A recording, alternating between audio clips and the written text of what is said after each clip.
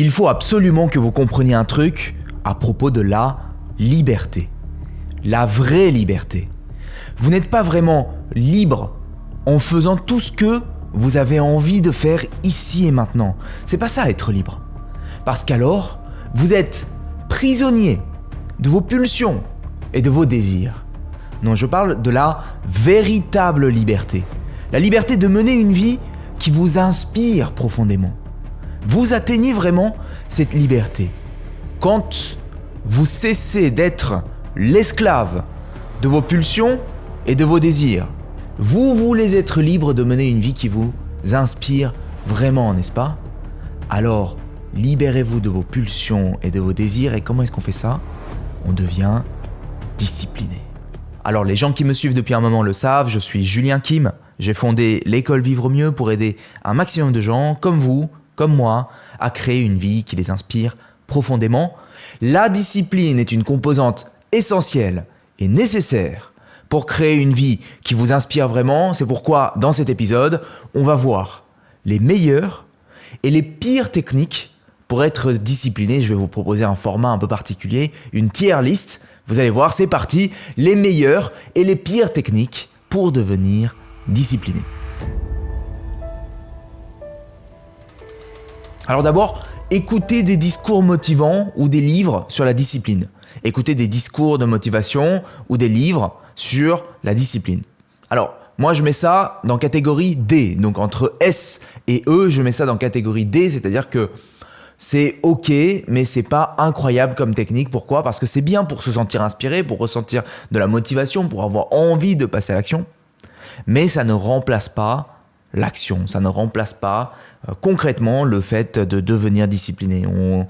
Et d'ailleurs, le fait de trop consommer ce genre de contenu sur la motivation, sur la discipline, sans appliquer dans la vraie vie, ça devient en réalité une forme de procrastination. On se donne l'impression d'avancer.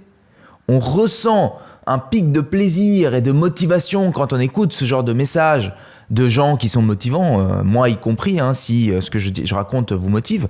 Vous avez l'impression d'avoir transformé votre vie, d'avoir fait quelque chose d'important. Vous avez l'impression que vous avez avancé dans la journée en écoutant quelqu'un qui vous motive, mais en réalité, rien n'a vraiment changé, vous comprenez? Donc il est essentiel de savoir que écouter des messages de motivation ou lire des livres sur la discipline ne suffit pas. C'est la raison pour laquelle je mets ça en catégorie D parmi donc cette tier list. Ensuite, avoir un pourquoi puissant. Avoir un pourquoi puissant. Je vais mettre ça dans S tiers. C'est vraiment indispensable. Si vous ne savez pas pourquoi vous faites ce que vous faites, vous allez abandonner à la moindre difficulté. Vous savez, personnellement, je raconte cette histoire où j'étais en stage dans une boîte de cosmétiques en marketing. J'avais 22 ans, il me semble, à l'époque. Et je me rappelle que ma supérieure, la chargée de marketing, me faisait faire ce PowerPoint que j'avais fait une fois. Et elle me dit que c'était nul. Elle me donne les modifications à faire. Je fais les modifications, je retourne la voir. Elle me dit que c'est nul, elle me donne des modifications à faire, je refais des modifications, je vais la voir, elle me dit qu'il n'y a rien qui a changé, qu'il faut tout refaire. Et à ce moment-là, je suis pris d'une réflexion qui est « Pourquoi est-ce que je fais ce que je fais? Pourquoi est-ce que je suis en train de faire ça ?» Et je suis resté 3 jours à ce stage, j'ai quitté le stage parce que finalement, à la moindre difficulté, j'ai abandonné parce que mon pourquoi n'était pas profond. Alors que maintenant, avec l'école Vivre Mieux et ma présence sur les réseaux sociaux, je continue, je pousse à travers l'inconfort. Je continue tous les jours de produire des contenus de qualité, en tout cas le plus possible, de produire des accompagnements et des formations qui contribuent à apporter des outils pour transformer la vie de toutes ces personnes qui participent à nos parcours, formations, accompagnements. Et je le fais, je continue malgré la difficulté, l'inconfort, parce que il y a un pourquoi qui est profond chez moi. Il y a une mission. Je sais que c'est ce qui compte pour moi, ça m'anime. Donc, je vous invite vraiment, si vous voulez devenir discipliné, à utiliser cette technique, à avoir un pourquoi puissant et à clarifier pourquoi vous faites ce que vous faites. Et puis, rappelez-vous régulièrement pourquoi vous faites ce que vous faites. Numéro 3, célébrer les victoires. Célébrer les victoires. Je vais mettre ça dans A. Je vais dire que c'est vraiment pas mal. C'est pas aussi puissant que avoir un pourquoi profond, mais c'est vraiment pas mal, c'est vraiment super comme technique. Pourquoi? Parce que quand on célèbre une victoire, eh bien on va ressentir du plaisir parce qu'on a accompli quelque chose. Donc on a de la dopamine qui se libère. Vous savez, cette substance chimique qui est à l'origine de la motivation, qui est à l'origine de ce sentiment, de cette sensation de plaisir. Et c'est important de ressentir du plaisir parce que quand on est discipliné, eh bien c'est douloureux au quotidien. C'est l'inverse de plaisir, c'est-à-dire qu'on va souffrir ou alors c'est fade, il n'y a pas de motivation. Alors dès qu'on atteint certaines petites étapes, c'est important de célébrer. C'est important de célébrer les petites victoires pour rester motivé. Alors ma suggestion, c'est vraiment de célébrer les victoires. Célébrer, parce que lorsque vous célébrez, vous allez ressentir de la dopamine, vous aurez l'impression de gagner, vous aurez l'impression de progresser et c'est super motivant. Vous savez, quand vous êtes un parent ou un manager ou si vous avez une équipe, si vous accompagnez des personnes, vous savez que c'est important de les motiver. Et pour les motiver, c'est important de reconnaître les petites victoires qu'ils ont eues. Et bien faites-le avec vous-même, pour que vous puissiez célébrer vos propres victoires, que vous soyez motivé, que vous ressentiez du plaisir dans ce processus de discipline. Numéro 4, les routines et les habitudes. Mettre en place des routines et des habitudes. Alors oui, c'est vraiment important, mais je vais mettre ça dans B parce que je pense que c'est moins important que S et A, c'est-à-dire déjà ce qu'on a vu jusque maintenant, avoir un pourquoi qui est très clair et célébrer les victoires. Quand vous avez des routines et des habitudes qui sont bien ancrées, vous n'avez plus besoin d'être motivé parce que vous êtes automatiquement discipliné. C'est-à-dire que vous retombez sur un système sur lequel vous comptez par défaut. Vous n'avez plus besoin d'y penser, ça devient intuitif, ça devient un processus inconscient. Vous n'avez plus à compter sur la motivation. Vous remplacez cette motivation par un système. C'est vraiment puissant, hein. J'aurais pu le mettre dans A, bon je le mets en B. C'est par exemple, créer un système, ça consiste par exemple à planifier, à avoir une to-do list, à se faire des rappels, préparer à l'avance ses repas, se réveiller toujours à la même heure, porter régulièrement les mêmes vêtements pour ne pas avoir à réfléchir à quels vêtements on porte. Personnellement, j'ai une to-do list qui m'aide énormément au quotidien. Ma to-do list contient tous les points essentiels que je ne dois pas oublier dans la journée, les objectifs à accomplir. Je réfléchis à mes 3 objectifs du lendemain, la veille avant de me coucher, et je demande à mon subconscient de trouver la solution, c'est-à-dire de trouver le meilleur moyen de parvenir à ces objectifs. Et le matin, quand je me réveille, j'ai une partie de ces réponses. Mon subconscient a travaillé la nuit pour m'apporter ces réponses. Ça, c'est un système que j'ai mis en place. J'ai un calendrier, j'ai des outils que j'ai mis en place pour être discipliné, pour être productif. Franchement, c'est pas mal. J'aurais pu le mettre en A, bon je le mets en B, parce qu'il faut bien faire un classement, mais avoir des routines et des habitudes, mettre en place des routines et des habitudes, c'est juste super puissant pour la discipline, parce que c'est un système sur lequel vous retombez par défaut, même lorsque vous n'êtes pas motivé. Ensuite, se récompenser intelligemment. Se récompenser intelligemment, c'est important. Lorsqu'on associe une action à une petite récompense. Par exemple, après 2 heures de travail, vous vous autorisez une pause café. Eh bien, ça renforce l'habitude, ça stimule la dopamine.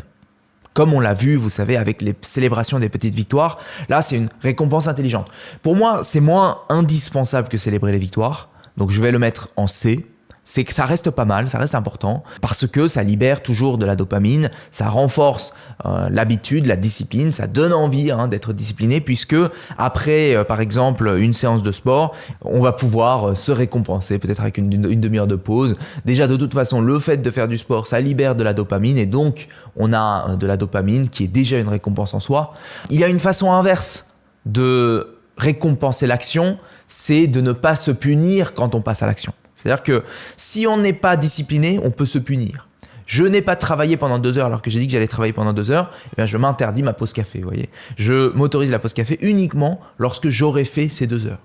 Donc le fait de mettre en place cette exigence personnelle, parce que c'est une exigence personnelle, ça va nous permettre d'être beaucoup plus disciplinés. Vous savez, si vous êtes parent, si vous avez une équipe, si vous accompagnez des gens, vous savez que vous voulez récompenser les actions de votre équipe, des personnes que vous accompagnez, des personnes que vous encadrez. Donc faites-le avec vous-même. Récompensez-vous intelligemment à chaque fois que vous êtes discipliné. Réduire les frictions. Qu'est-ce que j'entends par là? Réduire les frictions. Il est plus difficile de prendre du poids quand il n'y a rien dans le frigo, et il est plus facile de prendre du poids quand le frigo est rempli de malbouffe. Vous comprenez? Donc, il vaut mieux réduire les frictions. C'est intelligent de réduire les frictions. Je vais mettre ça dans B parce que c'est quand même pas mal. Créer un environnement où il est facile d'être discipliné. Ne comptez pas seulement sur votre volonté, sur votre état d'esprit, sur votre force de caractère, pour rester discipliné.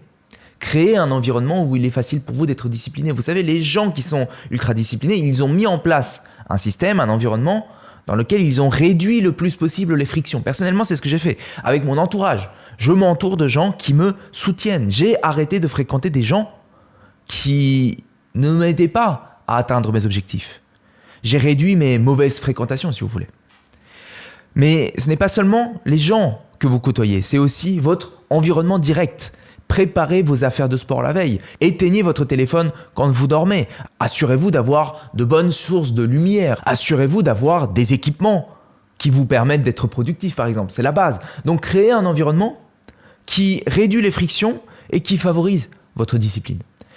Honnêtement, c'est la base, mais je le répète parce que, vous savez, dans le développement personnel, dans la transformation personnelle, la transformation de soi, eh bien, on a souvent tendance à chercher les dernières innovations en matière de quoi faire, comment améliorer sa vie, alors que le plus important, c'est finalement de retourner aux bases et de mettre en place les fondamentaux. Et parmi les fondamentaux, il y a cette idée de réduire les frictions. Donc faites-le. Donc si vous vous intéressez à être discipliné, faites-le, réduisez les frictions dans votre vie. C'est la première chose à laquelle je pense quand j'accompagne quelqu'un qui veut devenir discipliné et qui me dit « Julien, je ne suis pas discipliné, qu'est-ce que je dois faire ?» Je lui dis « À quoi ressemble ton environnement ?» Numéro 7, s'engager publiquement. S'engager auprès des autres. Alors, je vais mettre ça en C. Pourquoi ? Parce que c'est une technique qui est puissante. Maintenant, elle n'est pas indispensable. Elle renforce votre discipline. Et vous allez voir qu'il y a aussi un inconvénient avec cette technique. Alors, s'engager socialement, c'est-à-dire s'engager auprès des autres, ça crée une pression positive. C'est comme si vous aviez, si vous voulez, un partenaire, un ami, envers qui vous allez vous dire, voilà, moi je me lance cet objectif, je me dis que je vais me réveiller à 6 heures tous les matins pendant une semaine.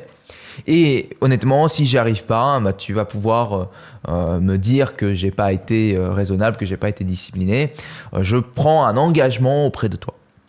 Alors c'est vraiment pas mal parce que ça vous donne une pression supplémentaire. Mais la part de risque dans ça, c'est que, eh bien, si jamais vous n'y arrivez pas, vous allez être pris de culpabilité, vous allez vous sentir humilié. Et puis, vous allez perdre la face auprès de la personne envers qui vous vous êtes engagé. Si l'engagement n'est pas tenu, eh bien, vous allez être stimulé négativement.